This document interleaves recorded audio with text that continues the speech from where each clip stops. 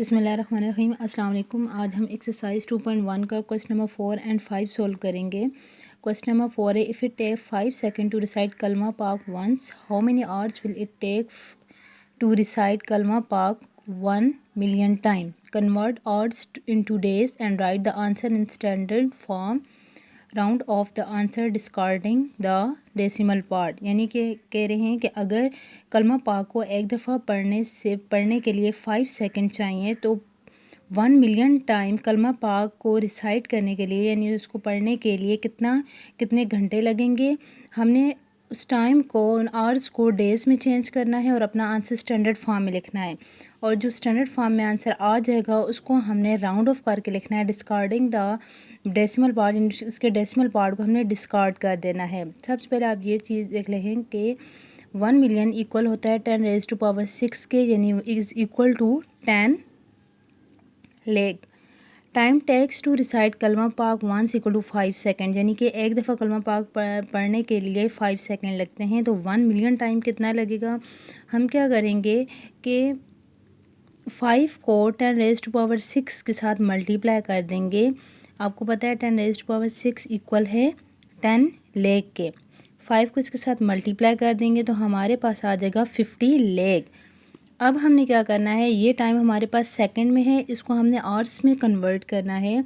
तो आवर्स में कन्वर्ट करने के लिए हम इसको 60 × 60 के साथ डिवाइड करेंगे, क्योंकि 1 घंटे में 60 मिनट होते हैं और 1 मिनट में 60 सेकंड होते हैं। तो दैट्स वाई हम आवर्स को सेकंड को आवर्स में कन्वर्ट करने के लिए 3600 के साथ डिवाइड कर देंगे।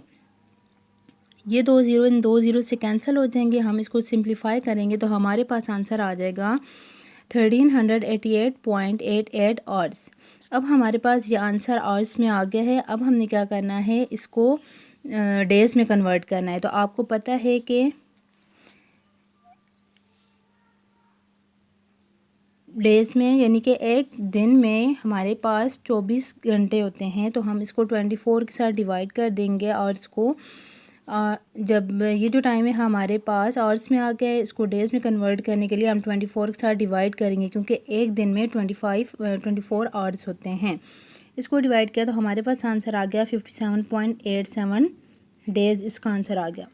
अब लास्ट में हमने क्या करना है कि ये जो हमारे पास अब स्टैंडर्ड फॉर्म में ये वाला आंसर है, इसको हमने राउंड ऑफ करना है और इसके डेसिमल पार्ट को डिस्कार्ड करना है, यानी इसके डेसिमल पार्ट को हमने रिमूव करना है। तो इसके लिए हम पॉइंट के बाद फ़ौरन जो डिजिट है उसको देखते हैं। अगर वो 5 या 5 से बड़ा है तो हम उससे पिछले डिजिट में 1 को ऐड कर देंगे।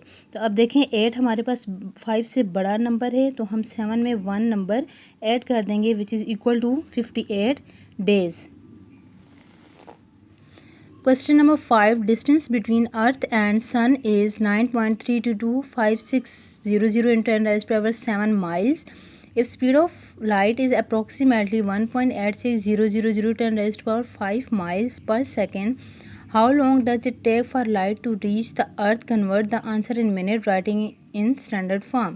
कह रहे हैं कि अगर ज़मीन और सूरज के दरमियान इतना डिस्टेंस है, स्पीड ऑफ लाइट इतनी होगी, तो how long does it take for light to reach the earth, तो इस लाइट को ज़मीन तक पहुंचने के लिए कितना टाइम चाहिए।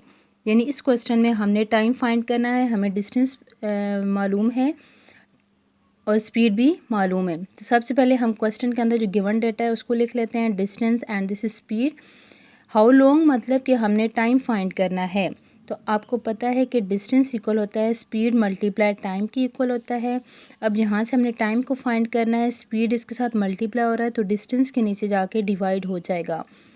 T equal to S/V। Values को हमने सब्सटीट्यूट किया, इनको आपस में डिवाइड किया तो हमारे पास आंसर आ गया 5.0121।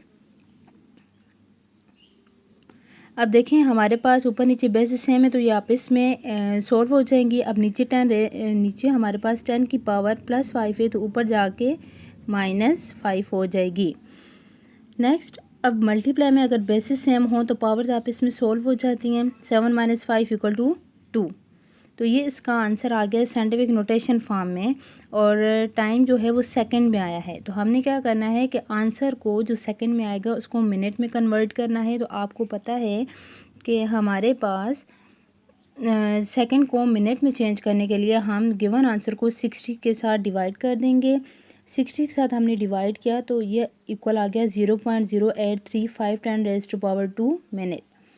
अब जो मिनट में आंसर आया उसको हमने स्टैंडर्ड फॉर्म में लिखना है। ये हमारे पास साइंटिफिक नोटेशन फॉर्म है, तो स्टैंडर्ड फॉर्म में लिखने के लिए हमने केवल 10⁻² को ख़त्म करना है। वो किस तरह ख़त्म होगा कि हम क्या करेंगे, इस पॉइंट को आगे की तरफ मूव करवाएंगे। जब ये पॉइंट यहाँ से यहाँ तक मूव होकर आएगा तो 10 की पावर क्या आ जाएगी, -2। अब ये देख लें यहाँ पे हमारे पास ये जो नंबर है 1 से लेस है।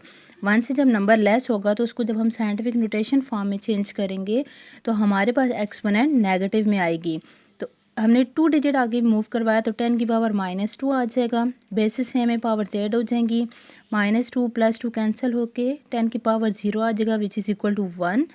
और 1 को इससे मल्टीप्लाई करेंगे तो हमारे पास स्टैंडर्ड फॉर्म में आंसर आ जाएगा 8.35 मिनट।